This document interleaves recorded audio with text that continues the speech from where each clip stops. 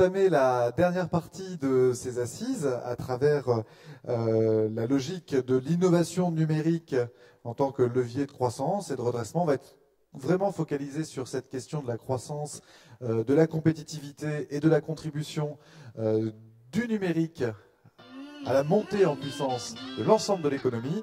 Et à ce sujet, nous avons le plaisir d'accueillir Madame Laurence Marceau, présidente du Mouvement des entreprises de France, si vous voulez bien me rejoindre.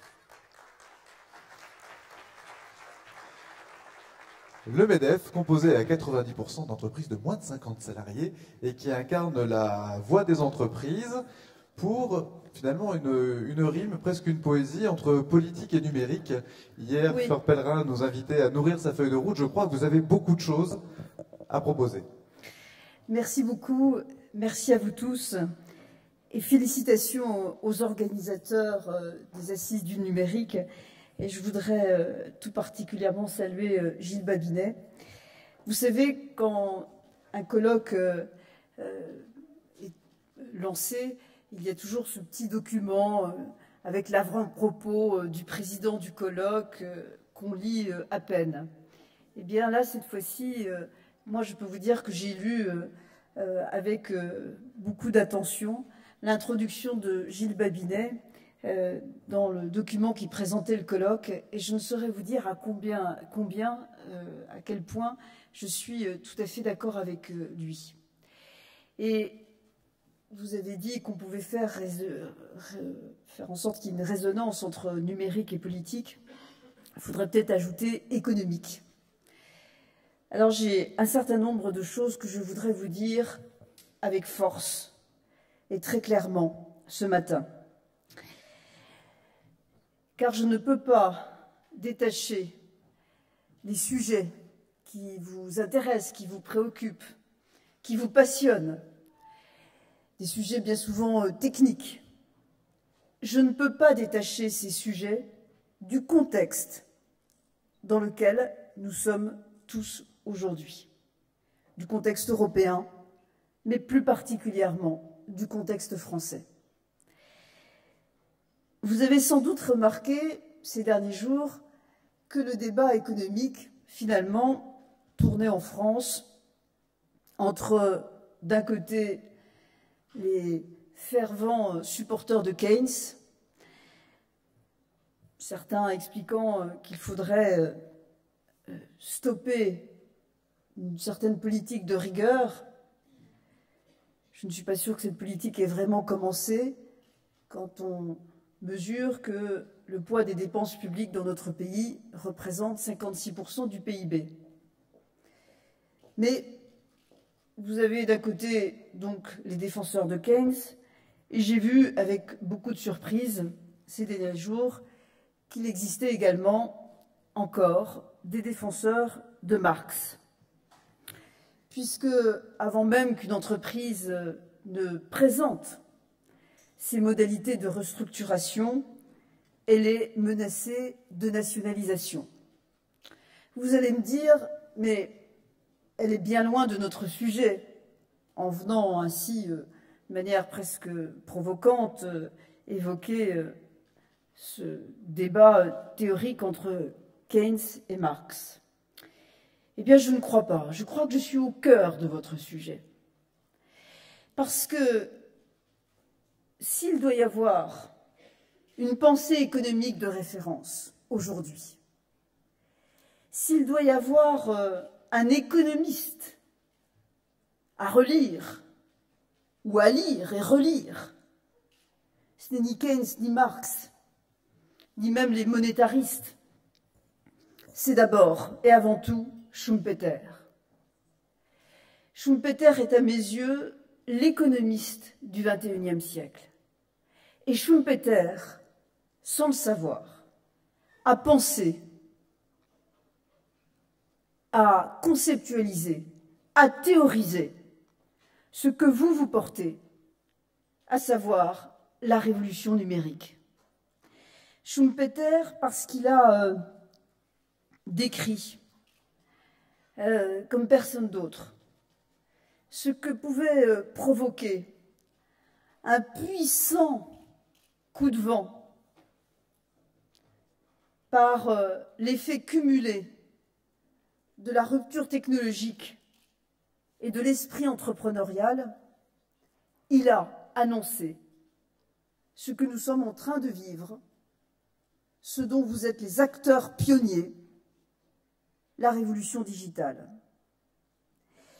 Et je parle de coup de vent, je pense que ce coup de vent est extraordinairement puissant sur l'échelle de Beaufort qui va, je crois, il doit y avoir quelques marins dans la salle, alors j'espère ne pas me tromper, mais qui va jusqu'à 12 en termes de degrés. Je pense qu'on est au moins à 8, 9, 10. Je rentre d'un voyage intense de 4 jours en Chine. Je vais en Chine presque 2 fois par an. Donc, comme beaucoup, je mesure non seulement la transformation intrinsèque, mais surtout la vitesse de transformation. Et j'ai eu de longues conversations avec des chefs d'entreprise français, des chefs d'entreprise chinois.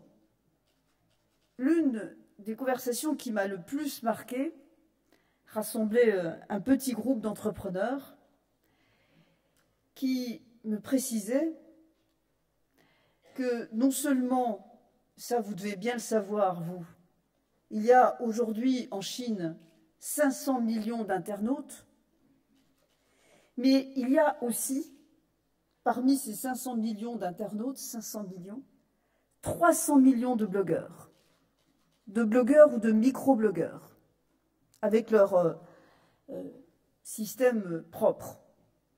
C'est pas Twitter, c'est un équivalent, c'est pas Facebook, c'est un équivalent, etc. Vous le savez. 300 millions de blogueurs ou de micro-blogueurs qui changent tout dans la vie des entreprises. Et l'un des dirigeants avec qui j'échangeais me disait par exemple que dans le secteur automobile, il est malheureusement possible qu'une marque soit obligée de faire un rappel. Vous savez, quand il y a une difficulté technique ou un doute, on rappelle publiquement un certain nombre de voitures.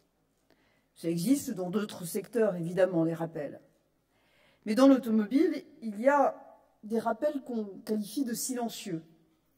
En gros, l'incident, le dysfonctionnement n'est absolument pas dangereux, donc on ne le fait pas savoir publiquement, et c'est à l'occasion du passage chez un concessionnaire, chez un garagiste, que on fait en sorte de réparer ce qui ne fonctionne pas bien. Eh bien, ce dirigeant d'une grande marque automobile occidentale me disait, en Chine, le rappel silencieux est absolument impossible. Ce que nous arrivons à faire dans les pays occidentaux, nous ne pouvons pas le faire en Chine, tellement la puissance des réseaux, des blogs, est grande et d'inspiration d'abord consumériste. Voilà, d'une manière très concrète, l'illustration de la puissance de la révolution que nous sommes en train de vivre, car c'est une révolution au sens propre, qui modifie tout et qui est un changement de paradigme. Dans cette transformation, il y a, à mes yeux, des innovations particulièrement marquantes. Alors, en réalité, elles sont très nombreuses, ces innovations. Donc, c'est peut-être une erreur de vouloir en isoler quelques-unes. Et pourtant, je vais me risquer à le faire. Je voudrais vous dire qu'il me semble, par exemple, que l'impression numérique en 3D, c'est une transformation gigantesque. Et si l'industrie ne prend pas la mesure de cette nouveauté, elle risque de passer à côté de quelque chose de décisif. De la même façon, la robotique va multiplier les évolutions de business model à l'intérieur même de l'industrie. Et puis, et ne serait-ce qu'en tant que présidente de l'IFOP, je suis absolument frappée par la puissance que provoque non seulement le nouveau concept de big data ou d'open data, mais surtout de ce que les algorithmes qui sont derrière tout cela vont nous permettre de faire. C'est une transformation extraordinaire du marketing qui est devant nous. L'enjeu de tout cela est à la fois un enjeu de business, un enjeu public, car cela va impacter les administrations et le fonctionnement même de l'État. Et je dois vous dire que je me demande même parfois si l'impact du numérique ne va pas être plus important encore dans le secteur public, dans la fonction et le fonctionnement de l'administration que dans le secteur privé. L'enjeu est certainement aussi un enjeu de civilisation, parce que quand quelque chose est aussi fort, il modifie les relations entre les hommes. Il modifie d'ailleurs déjà dans nos entreprises nos modes de management.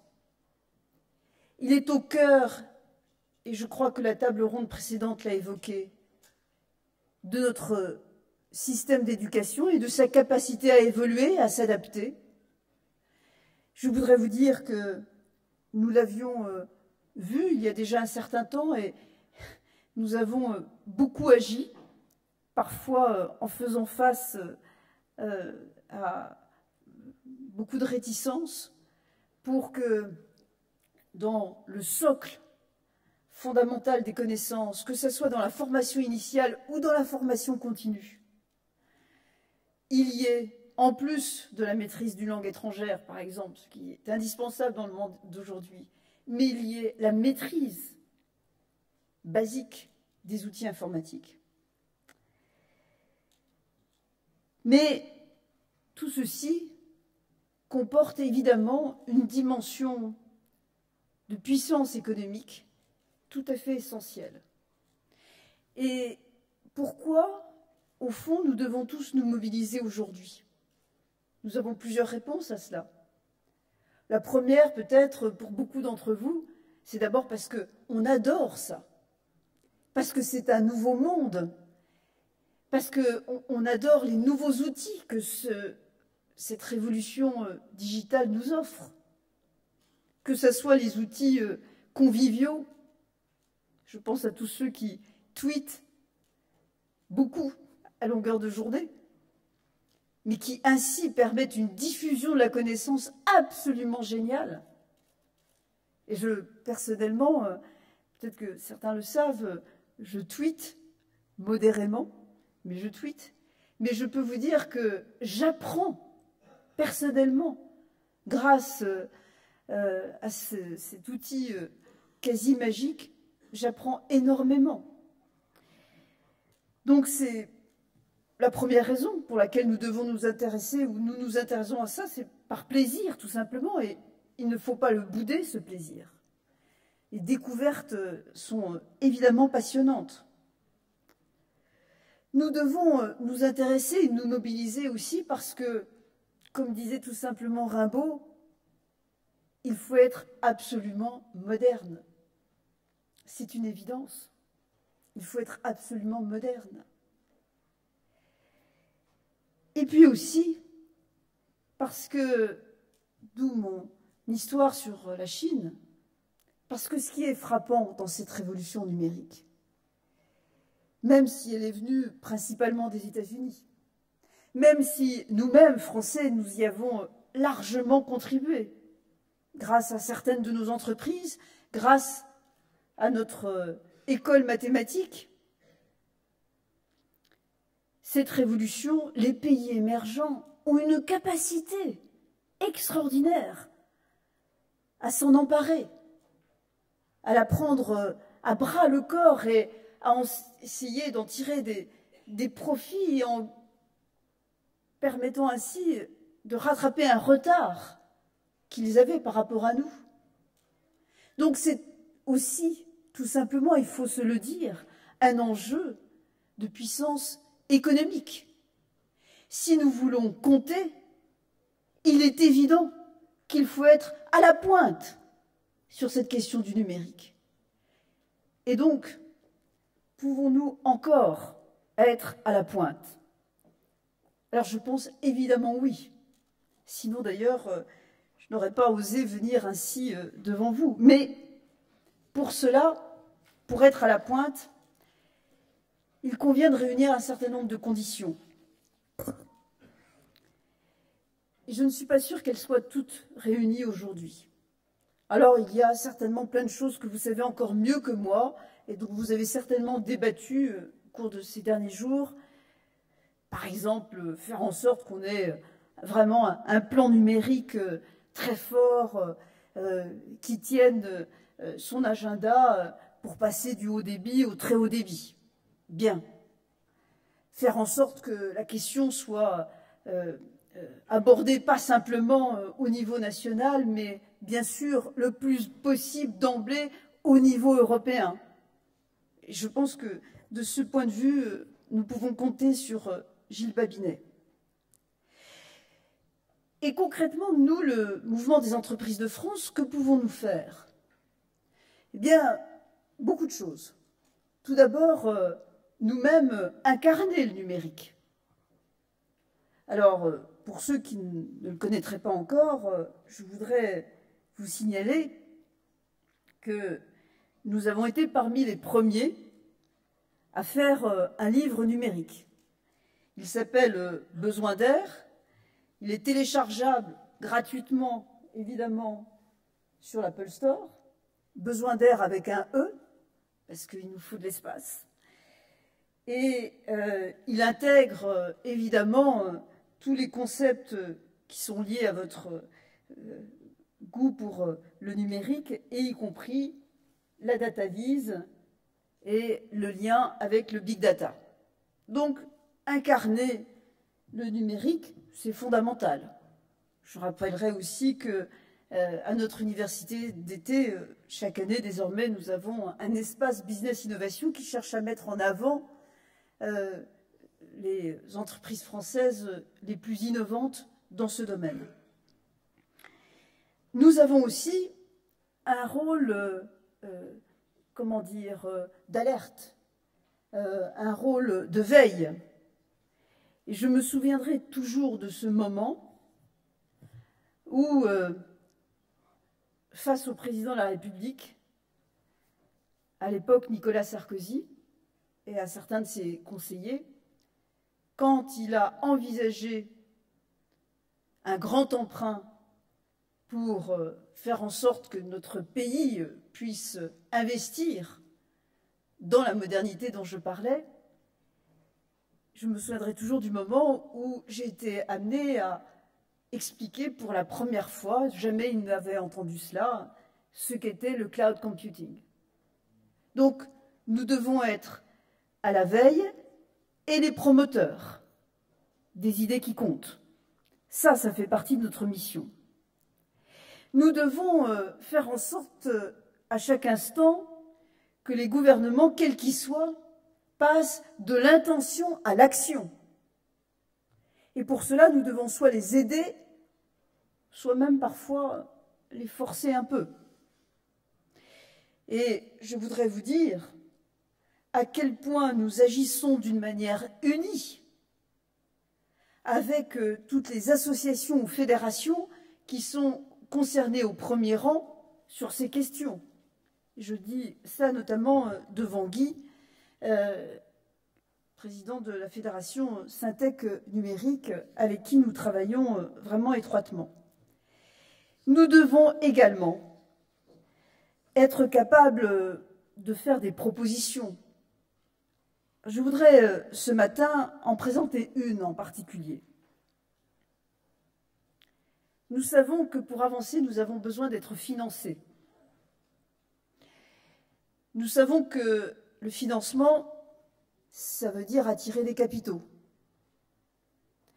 Nous savons que de ce point de vue-là, l'article 6 du PLF 2013 est une catastrophe. Et nous avons d'ailleurs vécu un grand moment d'unité entrepreneuriale le jour où 20 associations ensemble, dont certaines n'avaient vraiment pas l'habitude du travail en commun, ont dit « attention, danger, grand danger ». Et ce combat n'a pas trouvé encore de solution heureuse. Donc il ne va pas cesser.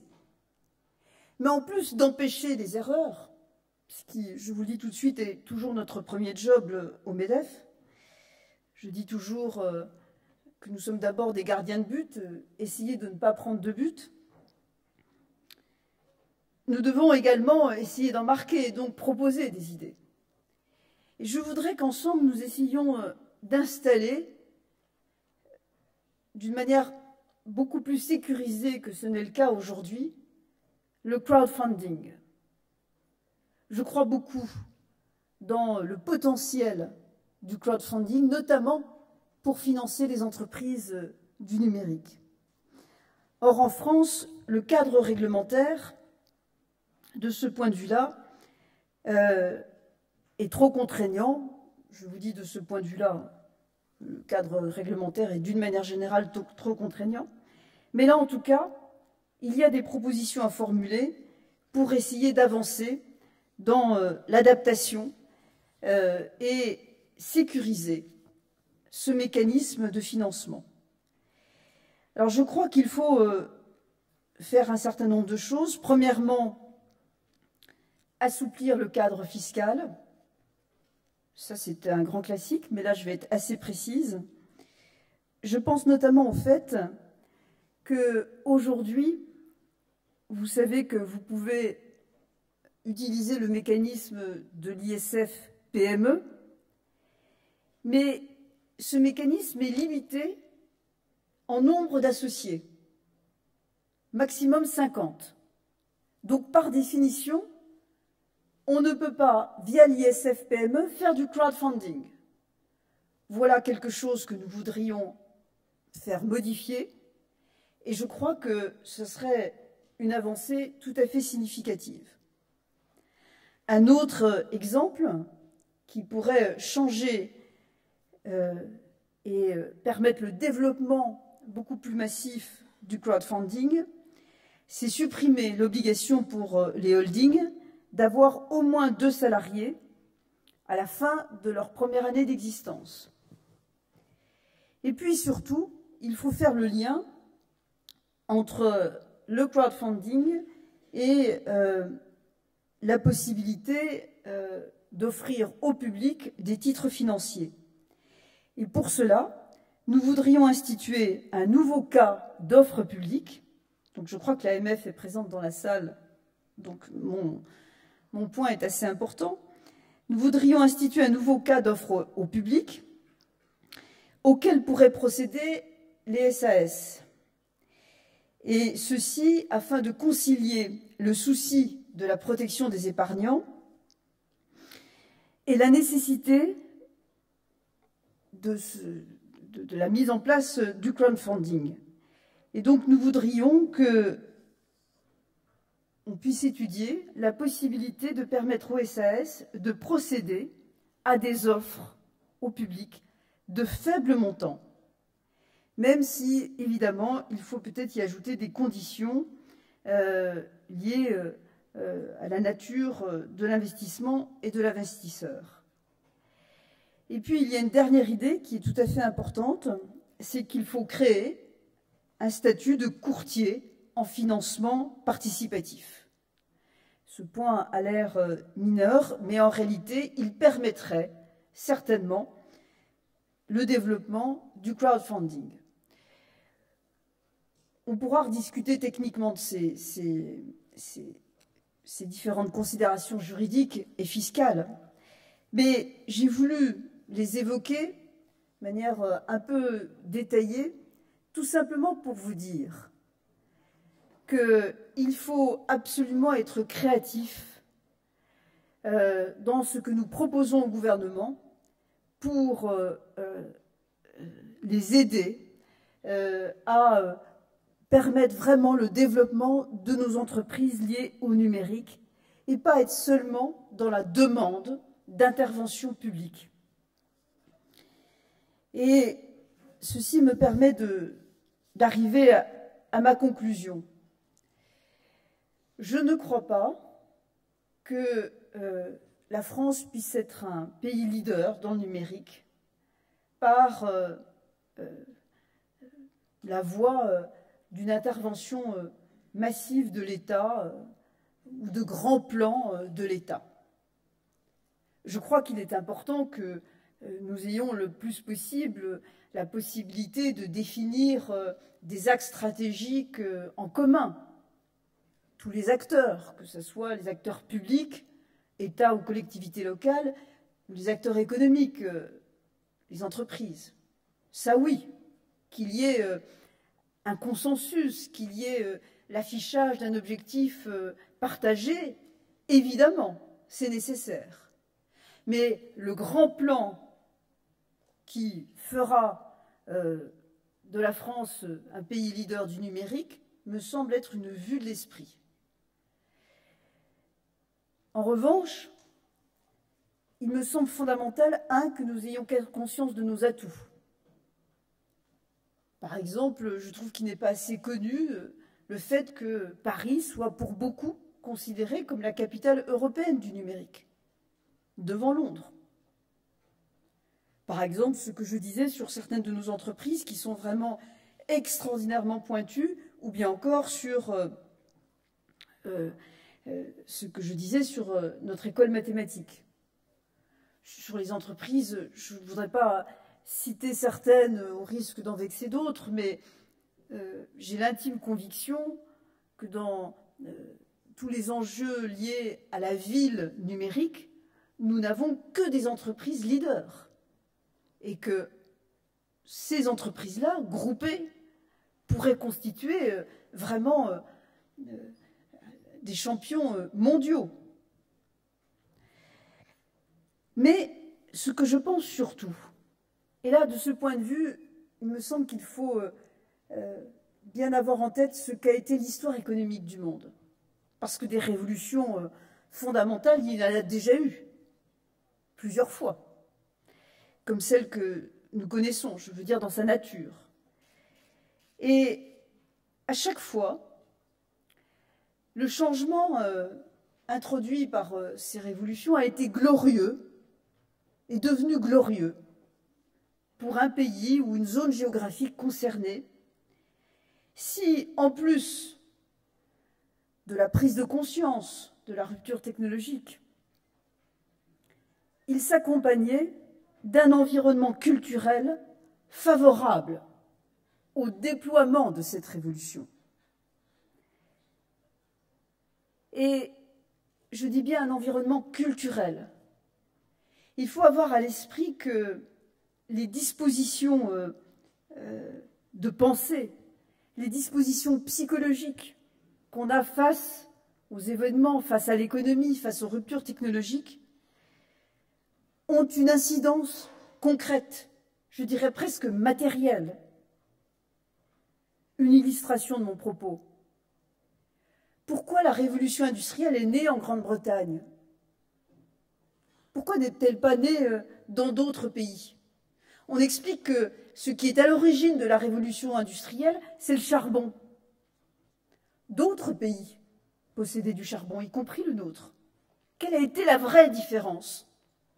La vraie différence, c'est que la Grande-Bretagne, à ce moment-là, a permis aux entrepreneurs de développer leur esprit pionnier. La Grande-Bretagne, à ce moment-là, a donné la liberté d'utiliser cette ressource, de l'exploiter selon leur propre imagination. Il y a donc, pour que les choses puissent marcher, absolument la nécessité d'un terreau fertile. Une plante nouvelle ne peut croître que si le terreau le permet. Et donc, aujourd'hui, la modernité que constitue le numérique ne peut être profitable à chacun de nous qui aimons ça, à notre pays, qui, je crois, ne peut qu'aspirer à une prospérité nouvelle, régénérée, que si cette modernité comporte bien sûr un volet éthique. Ça me semble fondamental. D'ailleurs, depuis que je parle de compétitivité, je parle toujours de compétitivité équitable. Je mets toujours l'éthique au cœur de la compétitivité. Et de ce point de vue-là, sur le numérique, on a aussi beaucoup de questions à se poser. Car il y a des choses formidables et des choses horribles permises par le numérique. Mais cette éthique doit absolument inclure également la liberté. Cela fait des années que nous demandons que la liberté d'entreprendre puisse être inscrite dans notre Constitution. Je ne dis pas que nous n'ayons pas eu, au cours des décennies qui viennent de s'écouler, beaucoup de liberté. On en a eu. Mais tant que la liberté d'entreprendre ne sera pas formalisée, au même titre que d'autres libertés, tant qu'elle ne sera pas valorisée à sa juste mesure, c'est-à-dire au plus haut point, et il n'y a pas de plus haut point que notre Constitution, je crois que nous ne comprendrons pas ou que nous aurons du mal à faire comprendre à nos compatriotes son importance. Si vous voulez que le numérique soit porteur d'un nouvel âge pour notre pays, et probablement pour l'Europe, il faut aussi que chacun, et notamment les acteurs politiques, quels qu'ils soient, ce n'est même pas un enjeu de droite ou de gauche, il faut que chacun inclut dans sa réflexion la liberté d'entreprendre. Je terminerai sur une réflexion d'un autre grand homme. J'ai commencé par Schumpeter, je vais terminer par un grand Français, qui, lui aussi, n'avait pas du tout pu imaginer ce que serait le numérique, comme Schumpeter, et qui pourtant, par sa philosophie, je crois, résume parfaitement le lien fondamental que je viens d'évoquer entre la liberté et la possibilité pour des révolutions comme celle que nous traversons de prospérer d'une manière fructueuse. Je veux parler du grand philosophe français Henri Bergson, qui voyait dans la liberté un jaillissement perpétuel d'imprévisibles nouveautés. La liberté, un jaillissement perpétuel d'imprévisibles nouveautés. C'est ce que nous offre le numérique, c'est ce que nous offre l'esprit d'entreprise. Voyez un peu ce que notre pays pourrait devenir si on respectait ces deux dimensions, la révolution digitale et la liberté de l'esprit entrepreneurial.